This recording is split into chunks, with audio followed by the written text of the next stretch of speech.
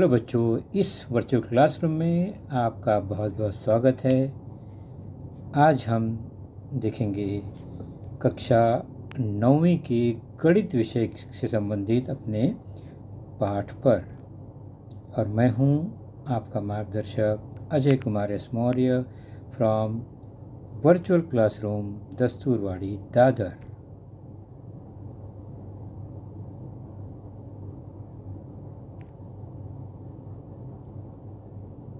तो आज का हमारा यह जो लेसन है वह है कक्षा 9वीं के लिए, जिसके अंतर्गत हम देखेंगे विषय गणित भाग पहला। और उस पहले भाग में हमारा पहला चैप्टर जो है वह है समुच्चय, सेट्स। तो चलिए चलते हैं अपने घटक की ओर। तो बच्चों, समूह इस शब्द का अर्थ हम क्या समझते हैं? तो कुछ वस्तुओं का एक जगह इकट्ठा होना या एक ही प्रकार प्रजाति के अलग अलग वस्तुओं का एक साथ होना, वह समूह कहलाता है। तो यहाँ पर देख रहे हैं हम चीनी मिट्टी के बर्तन में कप बशी यानी टी सेट है ये।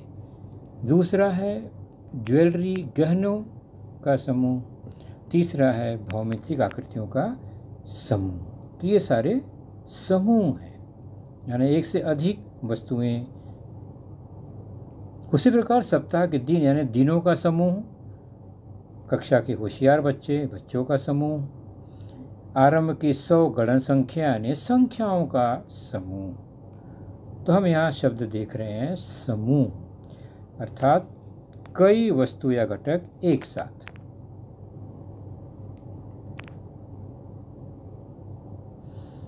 अब हम चलते हैं, दूसरा एक शब्द है समुच्चय, सेट। तो समूह और समुच्चय में क्या फर्क है? तो समुच्चय भी एक समूह है, लेकिन एक विशेष समूह होता है।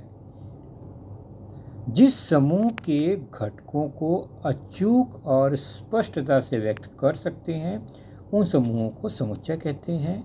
तो अचूक और स्पष्टता से व्यक्त कर सकने वाले समूहों को ही हम समुच्चय कहते हैं। तो if we can definitely and clearly decide the object of a given collection, then that collection is called a set. That is definitely and clearly things. उदाहरण के तौर पर देखते हैं, फॉर एग्जाम्पल कुछ समूह देखते हैं और हम चेक करेंगे कि समूह और समूह में समुच्चय कौन सा है। तो 10वीं कक्षा के पराक्रमी विद्यार्थी, तो विद्यार्थी पराक्रमी हम नहीं पहचान सकते उसको। महाराष्ट्र के मजबूत गढ़ और किले, तो उसकी मजबूती का अंदाज़ा हम नहीं लगा सकते। आरंभ की 10 गणन संख्या वह निश्चित है। 10 गणन संख्या गिनने योग्य संख्या, काउंटिंग नंबर 1 to 10। तो 1 2 3 4 5 6 7 8 9 10 यह फिक्स है, हमको पता है। हमारे सौर मंडल के ग्रह हमें पता है कि हमारे जो सौर मंडल है, तो सूर्य के इर्द गिर्द घूमने वाले ग्रह वह भी निश्चित है, हमें पता है। तो हम निश्चित तौर पर बता सकते हैं कि हमारे सौर मंडल में यह 9 ग्रह हैं। एक वर्ष के महीने, हमें महीनों की संख्या कैलेंडर के हिसाब से पता ही है, 12 होते हैं। और सप्ताह के दिन भी पता है कि 7 होते हैं, निश्चित पता है। तो इसमें निश्चित जानकारियाँ कौन कौन सी हैं? तो नीचे से 4 जो घटक हैं, समूह हैं, वह निश्चित जानकारी के हैं। और ऊपर के जो 10वीं कक्षा के पराक्रमी विद्यार्थी और मजबूत गढ़ और किले, यह हम इसे स्पष्ट नहीं कर सकते, क्योंकि पराक्रमी विद्यार्थी कोई भी हो सकता है और किसकी तुलना में वह पराक्रमी विद्यार्थी किसी और से कमज़ोर भी हो सकता है ना। तो इसलिए वह पराक्रमी विद्यार्थी निश्चित नहीं है, हम उसको नहीं बता सकते। मजबूत किले और गढ़ का भी वही हाल है कि गढ़ किस हिसाब से मजबूत है, अलग अलग तरीके से वो मजबूती हो सकती है। कोई गढ़ गोला बारूद के या तोप से तोड़ा जा सकता है, कोई नहीं भी तोड़ा जा सकता है। तो उसकी मजबूती अलग अलग कसौटी पर हम चेक कर सकते हैं, यानी निश्चित नहीं है कि यह गढ़ मजबूत है या नहीं है। बाकी चारों निश्चित है, हमने देखा। तो ऐसे निश्चित स्पष्ट जानकारी दे सकने वाले घटकों के समूह को ही हम क्या कहते हैं? समुच्चय कहते हैं, सेट कहते हैं। तो जिस समूह के घटकों को अचूक और स्पष्टता से व्यक्त कर सकते हैं उन्हीं को हम समुच्चय कहेंगे। तो अब समुच्चय की चर्चा करेंगे हम अब। तो समुच्चय के जितने भी घटक होते हैं या सदस्य होते हैं, या यूं कहे कि समुच्चय के अंदर जो कुछ भी वस्तु है, जानकारी है, वह उसका घटक कहलाता है, सदस्य कहलाता है। और उससे हम वर्णमाला के बड़े अक्षर कैपिटल लेटर से ही दर्शाते हैं। ABCDXYZ कैपिटल से दर्शाते हैं उसके नाम को, समुच्चय के। और उसके जो घटक हैं, सदस्य, उसको हम स्मॉल लेटर से, छोटे अक्षर से दर्शाते हैं, ABCXYZ स्मॉल लेटर। और घटकों को हमेशा धनुर्कोष्ठक में ही लिखते हैं, जैसा कि आप देख रहे हैं। यह समुच्चय M, उसको घटक जो हैं उसके ABCXYZ दिखाई दे रहे हैं आपको, वह धनुर्कोष्ठक के अंतर्गत लिखे गए हैं। अब हम चलते हैं, कुछ उदाहरण देखते हैं समुच्चय के। संख्या समूह के उदाहरण देते हैं हम।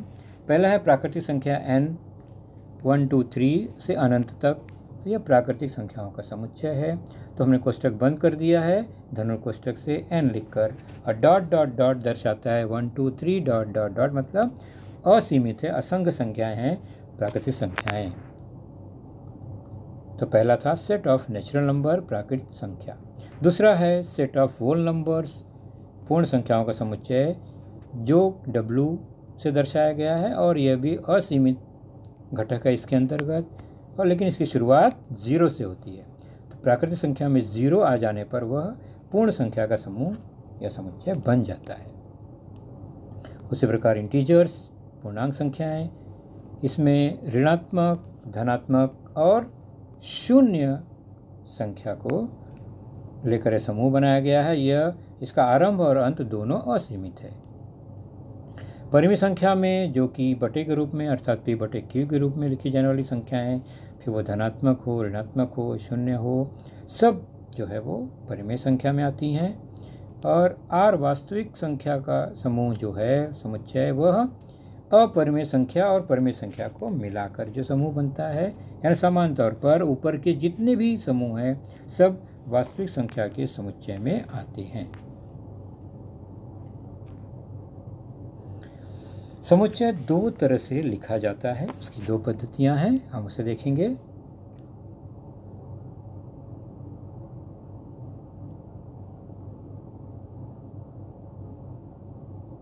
पहली है सूची पद्धति, लिस्टिंग मेथड और रोस्टर मेथड। दूसरी है गुण वर्णन पद्धति, रूल मेथड और सेट बिल्डर फॉर्म। दोनों में क्या फ़र्क है, हम एक एक उदाहरण द्वारा देखते हैं। पहली है सूची पद्धति।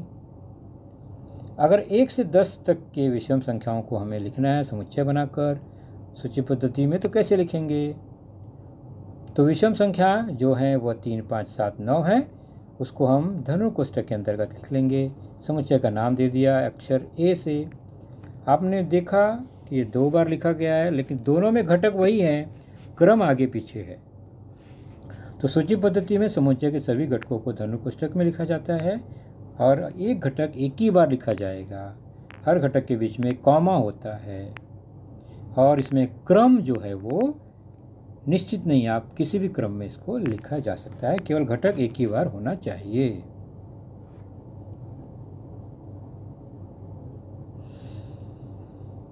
उसी प्रकार दूसरा उदाहरण है रिमेंबर शब्द है, उसके अक्षरों का समुच्चय बनाना है। तो रिमेंबर में आप देख रहे हैं 8 अक्षर हैं, लेकिन उसके समुच्चय में केवल 4 ही घटक दिखाई दे रहे हैं, REMB। यहाँ पर क्या नियम लगा कि एक अक्षर कितने बार भी आए हमें एक ही बार लिखना है। R इसमें 2 बार था तो एक ही बार लिखा, E 3 बार है तो भी एक बार लिखा, M 2 बार था एक ही लिखा, और B है। इस तरह से हमने RME को एक एक बार लिखा और B को एक बार जो है वो तो लिख ही दिया हमने।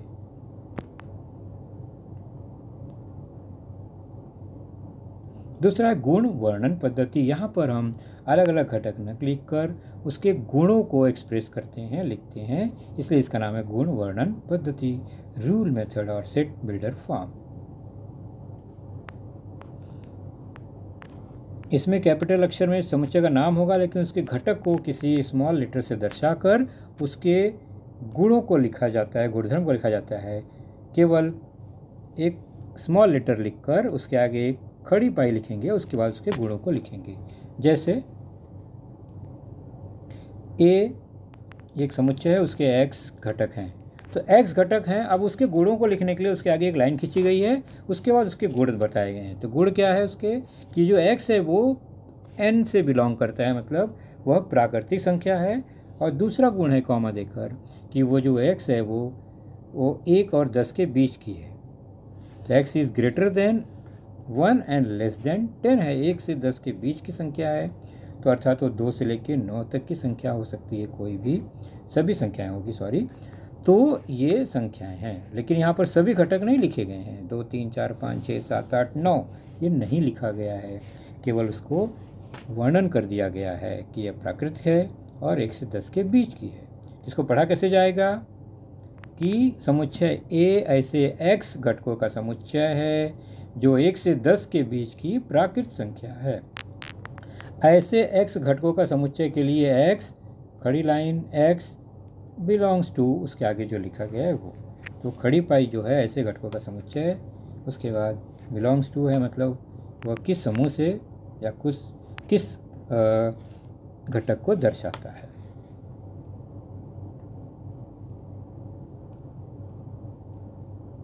चलिए एक एक उदाहरण लेते हैं हम, जो दोनों पद्धतियों से होगा, सामने सामने आपको एक साथ दिखाई देगा। एक उदाहरण देखिए, पहला ए समुच्चय है जो डिवीजन शब्द के अक्षर का समुच्चय है। तो डिवीजन में आप देख रहे हैं कुल मिला के 8 अक्षर हैं, लेकिन उसके समुच्चय जो कि गुण वर्णन नहीं सूची पद्धति है उसमें 6 ही दिखाई दे रहे हैं। मतलब ऐसे 2 अक्षर हैं जो डबल डबल हैं, जैसे डबल या ट्रिपल या 2 बार या 3 बार हो सकते हैं। तो आई 2 है वो 3 बार है, तो इसलिए वो एक ही बार लिखा गया है, बाकी सब अलग अलग है। तो सारे अक्षर इसमें आ गए, ये सूची पद्धति है। तो सूची पद्धति में सारे घटक दिखाई दे रहे हैं एक बार, रिपीट नहीं होना है। और ऊपर जो है एक भी घटक नहीं दिखाई दे रहे हैं, केवल वहाँ गुण वर्णन है पहली लाइन में। दूसरा उदाहरण देखते हैं, एक समुच्चय B, यह y घटकों का समुच्चय है और वो घटक कैसे हैं,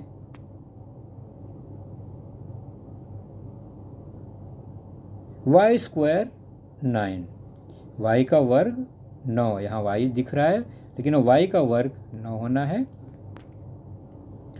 तो y का वर्ग अगर 9 कब होगा, अरे y की जगह पर क्या होगा कि उसका वर्ग 9 होगा, तो -3 और +3 का वर्ग जो है वो 9 होता है।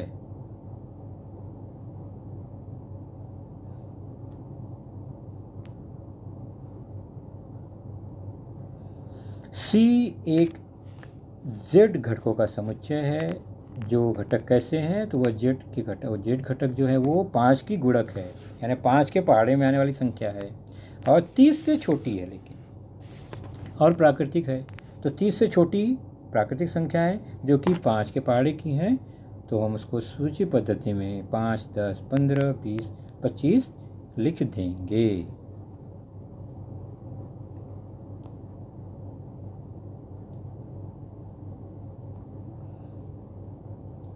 सब आपके लिए एक्सरसाइज है, आपने जो भी समझा उसको यहाँ पर प्रैक्टिस करने का प्रयास कीजिए। सूची पद्धति में लिखना है सभी को। पहला है सम पूर्णांक संख्याओं का समुच्चय, दूसरा है 1 से 50 तक की सम अभाज्य संख्याओं का समुच्चय, तीसरा है सभी ऋण पूर्णांक संख्याओं का समुच्चय और चौथा है संगीत के 7 मूल स्वरों का समुच्चय। इसमें से हम एक हल करेंगे। दूसरा 1 से 50 तक की सम अभाज्य संख्याएं, तो इम्पॉर्टेंट बात है सम अभाज्य संख्याएं। तो अभाज्य संख्याओं में सम अगर कहा गया केवल एक ही संख्या है, वह है 2। तो चाहे वो 1 से 100 हो, 1000 हो, लाख हो, एक ही संख्या है। तो हम पी समुच्चय को धनु कोष्ठक में उसके घटक इकलौता एक ही है तो लिख दिया और इस तरह से इसका हल प्राप्त हो गया। शेष प्रश्नों का हल आप स्वयं हल करने की कोशिश करेंगे, ज्ञात करने की कोशिश करेंगे। तो आज का लेसन हमारा यहीं समाप्त हुआ बच्चों। अपना ख्याल रखिए। Take care. Good bye. Thank you.